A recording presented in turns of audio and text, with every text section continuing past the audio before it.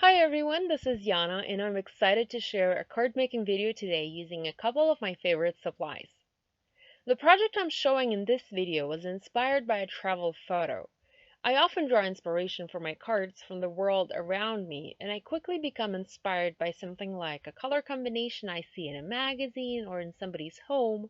I can be inspired by an ad I see online and a lot of other things. Sometimes products themselves inspire me to create. To create the card I'm sharing in this video, I'll be using a couple of supplies. A Beautiful Day stamp set from Altenew. This is a color layering set where you have multiple layers of one image and you stamp it to create a colored like image.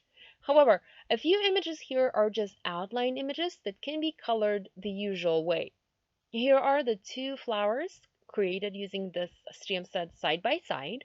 The pink one was actually stamped. It wasn't colored, but it was stamped using corresponding layers in different shades of pink ink. The blue flower was quickly watercolored in blue, and you can see how big of a difference there is. I have used this set a number of times for my cards, and I've always used layers, but never actually stamped just the outline, so this is what I'll be doing in this video. I also have a couple of sentiment stamps, the Superscript and Label Love sets from Altenew. And I also have a pack of stunning vintage trims from Altenew. I'll be using this timeless rectangle frame in gold. I just love using their trims on my projects. If you don't have a trim like this, you can try to die cut something out of gold mirror cardstock, but I think these trims are just fantastic and really take your cards to a whole new level. I also picked brass embossing powder to match the color of my trim. I guess I should have said that it's brass and not gold. I'm trying to force myself to kind of use less gold, so this is why I'm going with brass here. But you can by all means go ahead and use gold. I also grabbed a sheet of gold glitter paper. This one is from Tim Holtz and it's self-adhesive. However, I did use American Crafts self-adhesive glitter tape on my card here. But I couldn't find the roll of that glitter tape when I started filming this video, so I pulled up this Tim Holtz paper instead, which is, just as good. To do my watercoloring, I'll be using Prima water-soluble oil pastels. These are gorgeous and have such yummy colors. I love using them. I'll be using light blue and black today. And finally, I also have my Arches cold press watercolor paper, which is my all-time favorite watercolor paper. I'm going to start by heat embossing the two flower images onto my watercolor paper. I've prepped the surface of the paper with an anti-static powder tool to keep my embossing nice and clean, inked up my flower stamp with clear sticky ink and stamped it. I'm also stamping a few leaves or branches and a beautiful floral cluster or something like a bouquet, I guess. I'm adding brass embossing powder on top and heat setting it to melt. You'll notice I only stamped the leaf branches partially. I didn't need the entire branch for this project. I only needed the top 3 leaves from this image. Now that I have that heat embossed, I'm going to begin quickly coloring. The technique I'm using today is called wet watercolor, and the idea is to get your paper wet before you add any color to it. I'm first using my brush and clean water to wet the image, and once the paper becomes wet, I come in with the brush and bring the pigment. With these water-soluble oil pastels, you can go directly to paper, but you will end up having a much more vibrant, much more saturated look. You will get a lot more color. I didn't want to have a lot of color here, so I used a brush to pick up the pigment and bring it to my image. Another reason I didn't want to go directly to paper with these is because they leave marks on this particular paper. You can see that here. I added pigment directly to the paper and now trying to spread it using a wet brush, but I'm still getting some marks left on my paper. So I also colored my second flower, and you can see that these are by no means perfect, and I wasn't trying to make them perfect.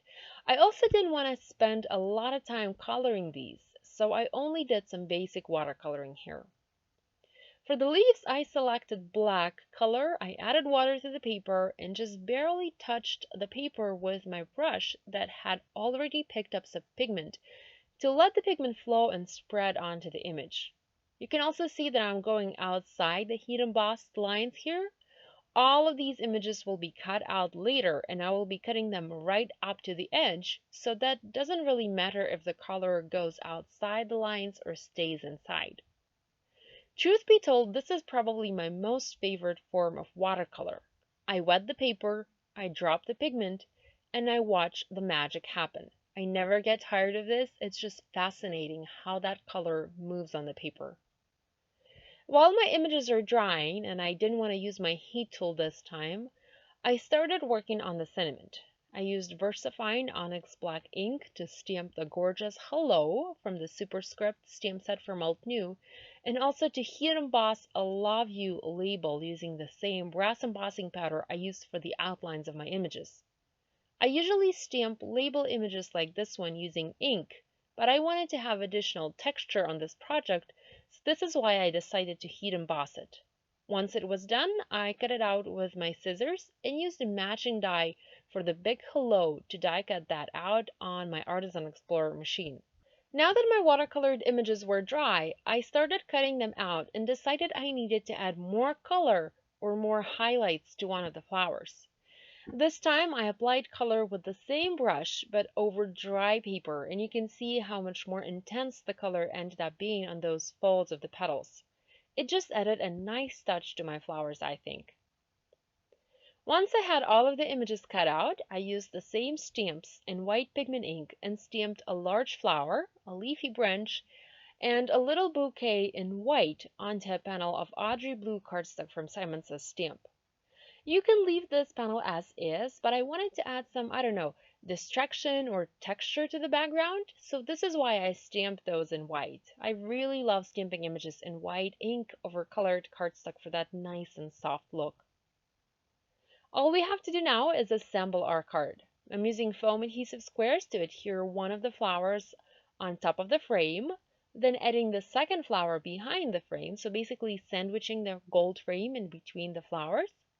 Next, adding the little bouquet, and I'm going to foam mount the frame onto my blue panel, and we'll add the little leaf clusters to complete this look. Lastly, I'm adding my sentiment, first foam mounting the die cut Love one. Now, because I'm adding it over somewhat an uneven surface, I added a double layer of foam adhesive to one side of the die cut and a single layer to the other side of the die cut to help it stay flat and level on my card.